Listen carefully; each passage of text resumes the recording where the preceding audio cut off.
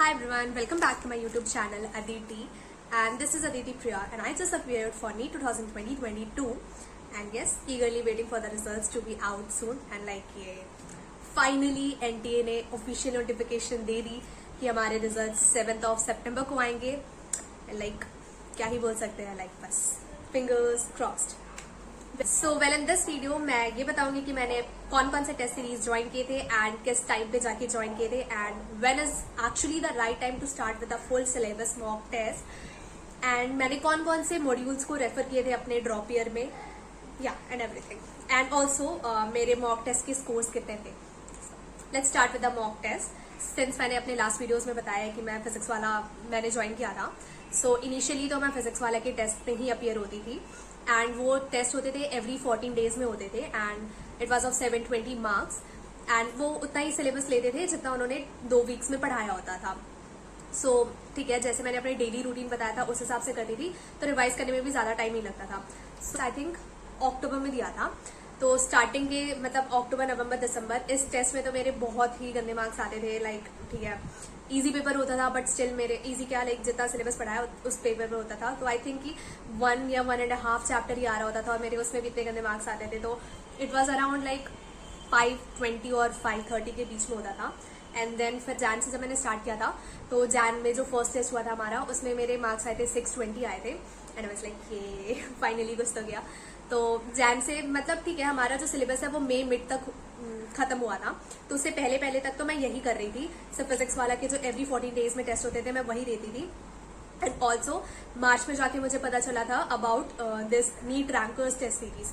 उन्होंने मेजर ऐसे लॉन्च किया था and it was of 300 rupees. तो मैंने वो परचेज किया था और वो एवरी संडे होता था. जैसे कि हमारे जो ये फिजिक्स वाला यकीन के जो टेस्ट होते थे वो एवरी 14 डेज में होते थे, बट जो वो नीट रैंकर्स टेस्ट सीरीज थे वो एवरी संडे होते थे.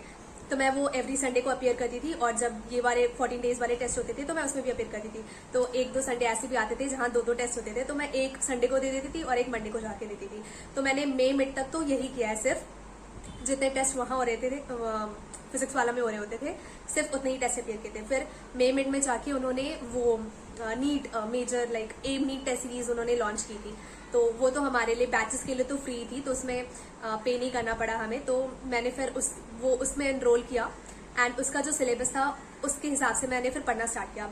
ठीक है, तो उन्होंने पहले के 2 टेस्ट थे हमारे 11th को हाफ ऑफ 11th कवर किया था और बाद के जो 2 टेस्ट थे वो हाफ ऑफ 12th को का रिवीजन कराया था. 15 हमारे फुल सिलेबस मॉक टेस्ट हुए थे वही एम नीट टेस्ट सीरीज में, तो मैंने वो सारे अपीयर किए थे.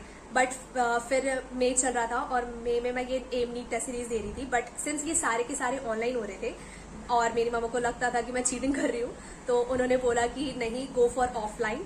तो मेरी दीदी ने सर्च किया एंड फिर हमें पता चला कि आकाश ऑफलाइन टेस्ट सीरीज आउटसाइडर्स को अलाउ कर रहा है. तो फिर हमने वो परचेज किया था एंड इट कॉस्टेड एट 4000. तो हमने वो लिया था. उसमें सिर्फ 6 major full syllabus test series थे. तो मैंने जो फुल सिलेबस टेस्ट सीरीज है ना वो तभी ज्वाइन किया जब मेरा सिलेबस वाज ओवर. बिकॉज अगर तुम पहले से वो ज्वाइन कर लोगे, तुम्हारे कोचिंग का कुछ और सिलेबस चल रहा है और फिर उस कोचिंग का कुछ और सिलेबस चल रहा है और तुम दोनों में टेस्ट अपीयर करो, तो आई डोंट थिंक कि वो बेनिफिशियल रहेगा. एक बार जब सिलेबस कंप्लीट हो जाए ना, देन गो फॉर जितना भी पेपर तुम्हें मिले, जितने भी इंस्टीट्यूट का तुम्हें पेपर मिले. तो फिर जो लास्ट के जो 6 टेस्ट जो मैंने ऑनलाइन लिए थे, मैं एम नीट टेस्ट सीरीज तो दे ही रही थी. उसके लिए मैंने OMR का प्रिंट आउट भी ले रखा था और मैं वो ऑनलाइन मोड में देती थी बट OMR को मार्क करती थी. तो इस वजह से इससे मैं ऑनलाइन तो दे ही रही थी. और जो 6 टेस्ट थे जो कि ऑफलाइन जो मैं सेंटर जाके देती थी उसने मुझे बहुत कुछ सिखाया. बिकॉज ऑफलाइन एक्सपोजर इंपॉर्टेंट होता है और वो मैंने रियलाइज किया, क्योंकि मेरे जो फर्स्ट जो मैंने ऑफलाइन जाके दिया था उसमें आई रिमेम्बर मेरे 565 आए थे. और जब मैं दे के आई थी ना तो मुझे लगा कि हाँ ठीक है, बहुत अच्छा गया है, 650 प्लस तो आएंगे ही आएंगे. बट जब वो मार्क्स देखे मेरे 550 मतलब 565 आ रहा है, तो I was shock from the core कि ये क्या हो गया. तो 565 आए थे, तो ठीक है. तो मैंने उसको एग्जामिन किया कि ठीक है, मुझे कॉन्सेप्ट्स तो आते थे, मैंने क्वेश्चन क्यों गलत किए. फिर मैंने ये देखा कि मैं OMR में गलत करके आई थी. ब्लंडर्स मैं OMR में गलत करके आई थी. मैंने सिली मिस्टेक्स, बहुत सारे सिली मिस्टेक्स किए थे. मैंने क्वेश्चन ही रीड नहीं किए थे पूरे. ये कौन करता है, मैंने क्वेश्चन ही रीड नहीं किए थे. तो ये सारा एक्सपोजर तुम्हें ऑफलाइन जाके मिलता है. एंड आई सजेस्ट कि ऑफलाइन लेना. अगर तुम ऑनलाइन कोचिंग कर रहे हो, इट्स वेल एंड गुड, करो, कोई दिक्कत नहीं है. स्टार्टिंग में तो गो विद द फ्लो, जितना ऑनलाइन हो रहा है उतने ऑनलाइन टेस्ट दो. बट एक बार जब तुम्हारा सिलेबस कंप्लीट हो जाए, देन किसी भी इंस्टीट्यूट का, किसी भी मेजर इंस्टीट्यूट का या कहीं का भी ऑफलाइन जाके टेस्ट सीरीज दो, बिकॉज वो इंपॉर्टेंट होता है। तो फर्स्ट टेस्ट में मेरे 565 आए थे। फिर मैंने बहुत ऐसे बैठ के, मतलब बहुत बुरा लग रहा था कि ये क्या हो गया, इतना तो पढ़ा है फिर ऐसे मार्क्स क्यों आ रहा है। तो मैंने बहुत एग्जामिन किया, अपने सारे मिस्टेक्स को बोला कि ठीक है मैं नेक्स्ट टेस्ट में नहीं करूंगी। फिर नेक्स्ट टेस्ट हुआ, नेक्स्ट टेस्ट में मेरे आई थिंक 618 आए थे। हाँ 618 आए थे। फिर ऐसा लगा चलो ठीक है कॉन्सेप्ट्स आते हैं, बट यही गलती हुई थी। फिर उसमें भी कुछ मिस्टेक्स हुई थी, उसमें भी मैंने कुछ क्वेश्चन हाफ पढ़े थे, या फिर बायो में ऑप्शन ही नहीं पढ़े थे, या फिर स्टार्टिंग के 2 ऑप्शन पढ़े और मुझे लगा वही सही है, वही टिक करके आ गई, बाद के पढ़े ही नहीं। तो ये सब होता है। फिर मैं इंप्रूव करती गई, बट यहाँ मेरे मार्क्स जो है स्टक हो गए थे। लाइक 618 आए थे सेकंड टेस्ट में, फिर थर्ड में आए थे 623 ऐसे कुछ आए थे। मैं शो कर दूंगी वहां पे, यहाँ पे शो कर दूंगी, मेरे पास सारे स्क्रीनशॉट्स है। बट हाँ, और मेरे लास्ट टेस्ट में बहुत ही गंदे मार्क्स आए थे। आई थिंक इट वॉज 585 और 595, I don't remember. But like ठीक है, मैंने सोचा कि कोई बात नहीं यार, गलती हो गई ना, और इसको लेके मैं ऐसे करती हूँ। और उसके 2 दिन बाद ही हमारा नीट का पेपर था, तो मैं ऐसे कोई रिस्क नहीं ले सकती थी। मैंने बोला हाँ ठीक है, ये तो प्रैक्टिस ही था ना, क्या पता हार्ड बनाया उन्होंने, 1-2 दिन पहले था इसलिए हार्ड बना दिया। तो मैंने उसको बस इग्नोर किया था, और आई वॉज वेरी कॉन्फिडेंट कि हाँ 5 टेस्ट दिए, 5 में इतने अच्छे नंबर आया, and I do great in NEET. So yeah confidence रखना बहुत इंपॉर्टेंट होता है। तो ऐसे ही स्टार्टिंग में मैंने फिजिक्स वाला के ज्वाइन किए थे सारे टेस्ट सीरीज, और मैंने नीट रैंकर्स टेस्ट सीरीज ले ली थी। फिर मिड में जाके उन्होंने M NEET test series launch किया था, तो मैं उसमें थी। और फिर मैंने आकाश के फुल सिलेबस AIATS को ले लिया था, फिर मैं उसमें अपीयर होती थी। So these were about my test series and about my marks. Let's talk about the module part. So मैंने कोई भी मॉड्यूल नहीं ली थी, मैंने फिजिक्स वाला की भी मॉड्यूल नहीं ली थी। और सिंस मैं बताऊंगी अपने शायद अपनी जर्नी में हाउ आई स्टार्टेड 11th फिर ड्रॉप, ऐसे सब बताऊंगी।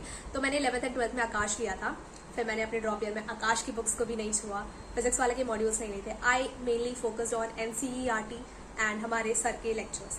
फिजिक्स वाला के जितने भी लेक्चर्स होते थे, मैंने कभी कोई लेक्चर मिस नहीं किया, मैंने सारे लेक्चर्स देखे, उनके नोट्स बनाए हैं, एंड दैट इज इट। सिर्फ उनके लेक्चर्स, नोट्स एंड NCERT। मैंने उसके अलावा कोई भी मॉड्यूल को रेफर नहीं किया, कोई भी मॉड्यूल नहीं, लाइक आई स्वेयर कोई भी मॉड्यूल को रेफर नहीं किया। और सब यही बोलते कि आपने कौन कौन से बुक्स को रेफर किया, कुछ नहीं, सिर्फ NCERT एंड सर के lectures and notes, that is it. Since मैंने कोई मॉड्यूल नहीं ली थी, तो बच्चे मुझसे ये भी पूछते हैं कि अगर दीदी आपने कोई मॉड्यूल नहीं ली थी तो आपने इतने सारे क्वेश्चन प्रैक्टिस कैसे किए।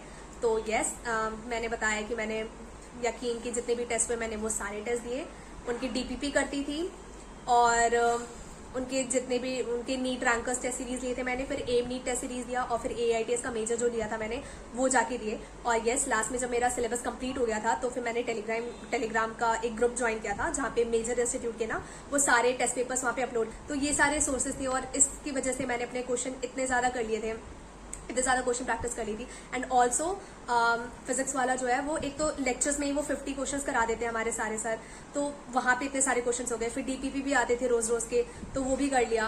और इसके बाद फिर वो एवरी चैप्टर के बाद ना एक वर्कशीट देते थे जिसमें अराउंड 50 क्वेश्चंस होते थे, फिर वो कर लो ना, इतने क्वेश्चंस कर लोगे ना तो आराम से मतलब बहुत अच्छी प्रैक्टिस हो जाएगी, बहुत अच्छा कमांड आ जाएगा चैप्टर्स पे। जस्ट वो जितना भी मटेरियल प्रोवाइड करे ना फिजिक्स वाला, जस्ट गो विद इट। अगर तुमने वो ज्वाइन किया है तो, या फिर जो भी तुम्हारी कोचिंग इंस्टीट्यूट है वो जितना भी तुम्हें मटेरियल प्रोवाइड करे, जस्ट उतना ही करो। और हाँ, NCERT के बैक एक्सरसाइजेस करना बहुत इंपॉर्टेंट है। लाइक ये मुझे लास्ट में जाके पता चला था कि NCERT के बैक क्वेश्चन से भी क्वेश्चन आते हैं, तो उसे करना वो बहुत इंपॉर्टेंट है। मैंने वो लास्ट में जाके करना स्टार्ट किया था। तो NCERT के क्वेश्चन सारे NCERT के क्वेश्चन तुम्हारे टिप पे होने चाहिए कि वो पूछे और तुम बस बता दो। वहां पे एडिशनल एक्सरसाइज से भी क्वेश्चन आया था, इनफैक्ट लास्ट ईयर आया था। तो एडिशनल एक्सरसाइज भी करना है, NCERT के क्वेश्चन का लेना, और जितना मटेरियल तुम्हारे कोचिंग वाले प्रोवाइड करे उतना ही करना। दैट इज इट, इतना करोगे काफी है। सो या आई थिंक ये वीडियो थोड़ा बहुत तो बेनिफिशियल रहा होगा। So if you like this video then please give a thumbs up and do subscribe, and if you want any help from me then you can comment down below, or you can text me on my Instagram. Yeah, thank you.